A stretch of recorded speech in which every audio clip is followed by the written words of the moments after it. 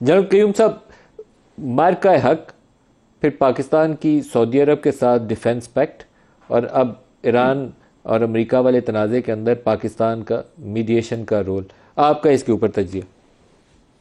देखिए मलिक साहब, this is a great honour for Pakistan.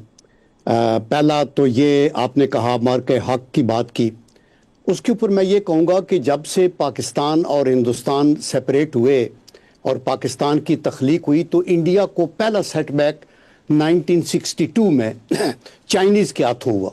ये एक बहुत बड़ी शिकस्त थी और बहुत एक उनको हजीमत उठानी पड़ी। फिर 1965 वार में इंडिया का प्लान था पाकिस्तान को दो टुकड़े करें, लाहौर से एक पिनसर, एक सियालकोट से, और जीटी रोड को सेवर कर दें और पाकिस्तान टूट जाएगा। अल्हम्दुलिल्लाह हमारे लोगों ने अपने खून दे के पाकिस्तान की हिफाजत की और आगे नहीं आने दिया। अभी 1971 वार में हमारा ईस्टर्न विंग बहुत दूर था और उसमें लिमिटेड आर्मी थी।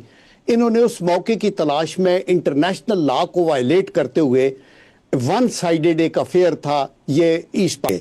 लेकिन अभी जो मौका हक के अंदर इनको जो सज़ा मिली है, जो इनको सरप्राइज हुई है, जो इनकी फील्ड इंटेलिजेंस और इनके अंदर जो रौनक थी और फिरौनियत थी और ये जो एरोगेंस थी कि हम पाकिस्तान के आज़ाद कश्मीर पे कब्जा करेंगे, सेवर करेंगे, इनका ये कराकोरम हाईवे, सी पैक को तोड़ेंगे, इस प्लान को अल्लाह ताला ने एक ऐसी मदद की पाकिस्तान की कि ये खाक में मिला दिया गया।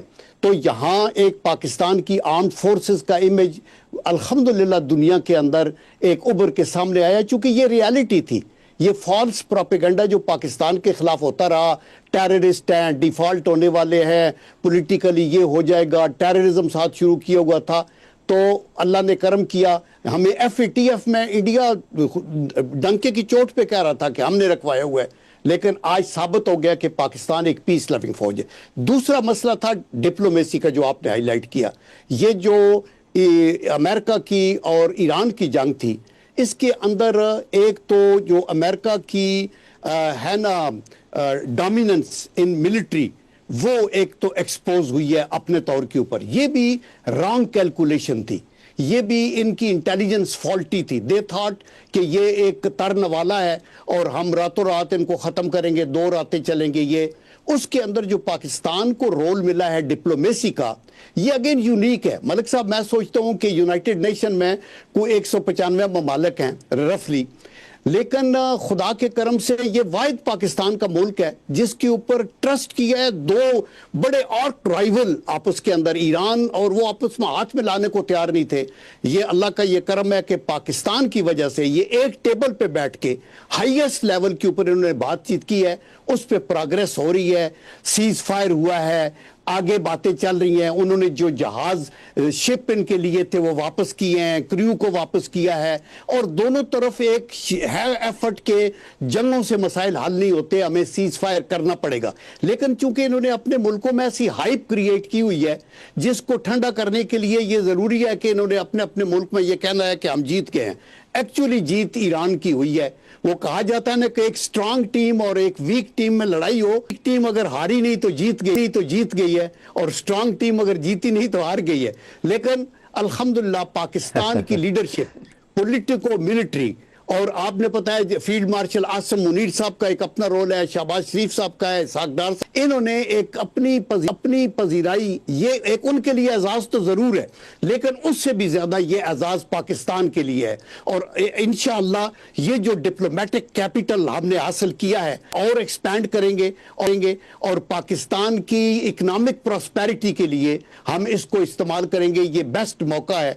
और इसके साथ साथ जनरल क्यूम साहब, ईरान वाले मामले पे भी एक दो सवाल अगर कर लें की तरफ से, आज रात या कल किसी वक्त फॉर्मल रिस्पांस आना चाहिए। हो सकता है राक्ची साहब ने जो डार साहब से कॉल किया उसमें कुछ चीज़ें कम्युनिकेट की भी हों, आपकी तवक्कुआत क्या है?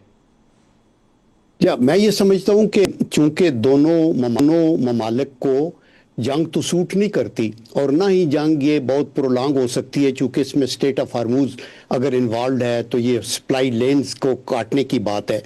तो they will come to terms, because the moment आपने देखा कि अमेरिका ने और इजराइल ने सीज फायर कबूल कर ली, तो इसका मतलब यह है कि जंग से मसला हल नहीं हो सकता। जंग से अगर मसला हल ये होता जैसे वेनेजुएला में उन्होंने अपने तौर पे कर लिया, अगर वो इस तरह तरने वाला होता तो वो फिर उस वक्त कर लेते। तो मैं होपफुल हूँ कि ultimately things will settle down, चूंकि देखिए ईरान तो पहले ही एग्री कि हम अपने न्यूक्लियर एनरिचमेंट को कैप करते हैं, जो पहले ओबामा के साथ इनका एक मुआहदा हुआ था, और इन्होंने कहा था आपके ऊपर सैंक्शंस को हम सॉफ्ट करेंगे। अभी भी आई एम श्योर कि वो उस सूरत में तो कुछ टाइम फ्रेम पहले वो 15 साल का उन्होंने कहा था कि आप करेंगे। अभी ये कहेंगे कि जो एनरिचमेंट हमारा राइट है एनपीटी के सिग्नेटरीज होने के साथ, तो वो तो हमें मिलना चाहिए। तो मेरे ख्याल में finally they will come down to terms, but इसमें ये जंग का जो खतरात हैं वो अल्लाह के करम से और अभी दोबारा नहीं होंगे, बिकॉज जंग करके इन्होंने देख लिया है और तारीख गवाह है कि जंगों से मसले हल नहीं होते। मसले आपके डायलॉग आपके टेबल के ऊपर बैठ के ही हल हो सकते हैं। मैं समझता हूँ अगर ये मायदे इंशाल्लाह बढ़ते हैं, क्योंकि देखिए ना बात चल रही है वो जो 14 पॉइंट का इस वक्त एक ड्राफ्ट है जो इस वक्त ईरानियंस के पास है, और देखिए 2-3 अच्छे सिग्नल्स हैं। एक तो अब्बास अरागची साहब ने जो अभी टेलीफोन कॉल की, उसमें एक उन्होंने बात which is like music to my ears. उन्होंने कहा कि जी डिप्लोमेसी एंड डायलॉग, अब देखिए यही सबसे अहम है इस वक्त। फिर एक जो प्रेसिडेंट पेजेश्कियान है उनकी मुलाकात सुप्रीम लीडर के साथ इस वक्त जो है मुज्तबा खमेनाई के साथ, वो बहुत अहम है। वो तवील एक नशिस्त जो खबरें आ रही हैं कि हुई, तो मैं समझता हूँ उससे साफ जाहिर है कि बिल्कुल बात उन मराहिल पे है। और ये बहुत अच्छा उस ड्राफ्ट में है क्या, अभी तक जो लीक्स थोड़े बहुत हुए हैं, क्योंकि जाहिर है कि अभी तक सारे बहुत टाइट क्लिप्ड हैं, और होना भी चाहिए। डिप्लोमेसी इसी तरह होनी चाहिए, diplomacy should not be conducted through media. तो उसमें बात वही आ रही है कि जी शुरू में एक फ्रेमवर्क MOU साइन हो जाएगा, फिर 30 दिन होंगे उसके बाद, जिसमें पार्टीज जो हैं दोनों फरीक जो हैं वो फिर उसमें एक तफसील से वो जो सारे इश्यूज़ हैं उस पर वो कोई ना कोई मुआहदे की तरफ जाएंगे। अभी बड़ी दिलचस्प बात है कि देखें जब इस्लामाबाद टॉक्स हो रही थी उस वक्त मैंने ये कहा था कि इस्लामाबाद टॉक्स में भी मैंने कहा था मेरे नज़दीक जो यहाँ से रास्ता निकलता है वो यही है कि ये कोई फ्रेमवर्क अंडरस्टैंडिंग करें यहाँ पे, क्योंकि कुछ ऐसे मसाइल हैं जो एकदम इतनी जल्दी हल नहीं हो सकते। न्यूक्लियर इशू पे बहुत ज़्यादा उनके दरमियान डिफरेंसेस भी हैं और फिर उसमें बहुत ज़्यादा टेक्निकल इशूज़ भी इन्वॉल्व हैं। लेकिन देखें कुछ अगर असूल मुतय्यन हो जाए कि जी अपना हुर्मस पे क्या होगा, और मेरे ख्याल है उस पर अगर माने भी दोनों तो ग्रेजुअल होगा, ये नहीं कि एक दिन में ही बस सब कुछ जो है उधर से भी ब्लॉकेट एक दिन में हट गया उधर से भी हट गया, वो ग्रेजुअल जो है होगा।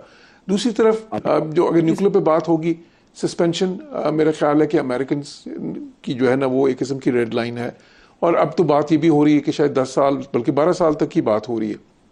अगर उनको सस्पेंशन मिल जाती है यानी कि ज़ीरो एनरिचमेंट, यानी कि वो अफसूदा नहीं करेंगे यूरेनियम को ईरानियंस, तो वो उसको अमेरिकन अपनी फतह के तौर पे लेकिन उसके बदले में फिर ईरान मांगे ना मेरे पे सैंक्शंस भी हटाओ और मेरे एसेट्स जो फ्रीज किए हुए हैं वो भी छोड़ो, तो उनको मिलेगा। फिर उसमें तो कोई शक ही नहीं होना चाहिए ना कि ऐसे तो नहीं जाहिर है कि वो मान जाएंगे।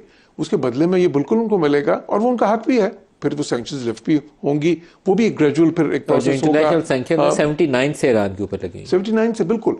और मैं समझता हूँ कि जी अगर ये हो जाता है ना, न सिर्फ ये ईरान के लिए अमेरिका के लिए दोनों के लिए एक विन विन सिचुएशन होगी उसमें, बल्कि बाकी सबके लिए भी, इस खिते के लिए। क्या आप अंदाजा कर सकते हैं कि ईरान विदाउट सैंक्शंस और पाकिस्तान और ईरान में किस किस्म का इक्तिसादी तावन हो सकता है? दोनों की $multi-billion की ट्रेड्स यहीं पे हो सकती है, बॉर्डर के ऊपर ही आपस में सारे ट्रेड कर सकते हैं। एनर्जी में देखें ईरान दुनिया के उन मुल्कों में पहले 3 मुल्कों में जिसमें सबसे ज्यादा तेल नहीं सिर्फ गैस भी है उतनी उनके पास।